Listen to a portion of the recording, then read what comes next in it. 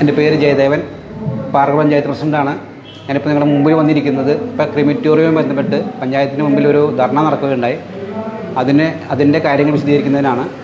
നിലവിലുള്ള ക്രിമിറ്റോറിയത്തിൻ്റെ പണി ഇപ്പോൾ ഏകദേശം ഒരു പകുതി ഘട്ടം കഴിഞ്ഞ് മുക്കാൽ ഘട്ടത്തിലേക്ക് എത്തിയിരിക്കുകയാണ്. അതിന് നമ്മൾ 2017-2018 കാലഘട്ടത്തിൽ ജില്ലാ പഞ്ചായത്ത് പുളിയനം ശ്മശാനത്തിന് വേണ്ടി ക്രിമിറ്റോറിയം നിർമ്മിക്കുന്നതിനുള്ള ഫണ്ട് 86 ലക്ഷം രൂപ അനുവദിച്ചു. അതിൽ നിന്നും 2017-18 കാലഘട്ടത്തിലുണ്ടായിരുന്ന ഭരണസമിതി ഒന്നും ചെയ്തിട്ടുണ്ടായിരുന്നില്ല. അതിനുശേഷം 2020 ശേഷം ഞങ്ങളുടെ ഭരണസമിതി വന്നതിന് ശേഷം 2022 മൂന്നാം മാസം 30/3/2022 നമ്മളതിൻ്റെ പണി ആരംഭിച്ചു. അതിൻ്റെ എഗ്രിമെൻ്റ് വെച്ച് പണി ആരംഭിച്ചു.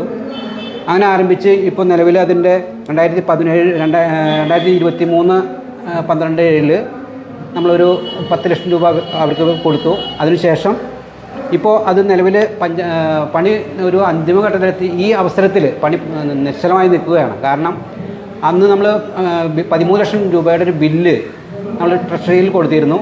പക്ഷേ അത് അന്ന് ട്രഷറി നിയന്ത്രണം വന്നതോടുകൂടി 5 ലക്ഷത്തിന് മേലെയുള്ള ബില്ല് നമുക്ക് പാസ്സാക്കി കിട്ടിയില്ല. അപ്പോൾ അതുകൊണ്ട് തന്നെ നമുക്ക് ഒരു പണി മുന്നോട്ട് കൊണ്ടുപോകാൻ സാധിച്ചില്ല.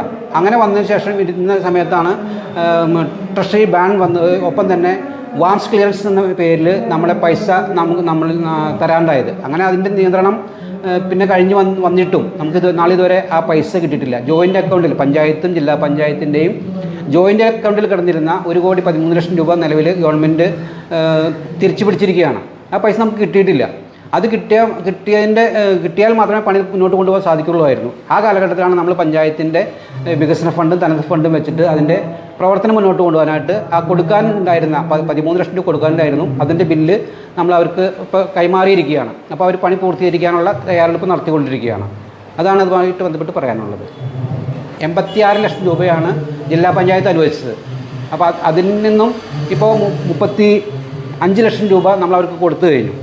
അല്ല, അവരുടെ പറയുന്നത് 88 എന്ന് പറഞ്ഞു. 88 എന്ന് പറഞ്ഞാൽ അത് ജോയിൻ്റ് അക്കൗണ്ട് ആകുമ്പോൾ പഞ്ചായത്ത് 2 ലക്ഷം രൂപയും ജോയിൻ്റ് അക്കൗണ്ടായിട്ട് 86 ലക്ഷം രൂപ കിട്ടാം. അങ്ങനെയാണ് അത് 88 ലക്ഷം രൂപ ആയിരിക്കുന്നത്. പണി പൂർത്തീകരിക്കാനാണ് ശ്രമിക്കുന്നത്. പരമാവധി പൂർത്തീകരിച്ചിട്ട് പൂർത്തീകരണത്തിൻ്റെ സന്തോഷത്തിൽ പോകണമെന്നാണ് ആഗ്രഹിക്കുന്നത്. അത് നടപ്പാക്കാൻ ശ്രമിക്കും.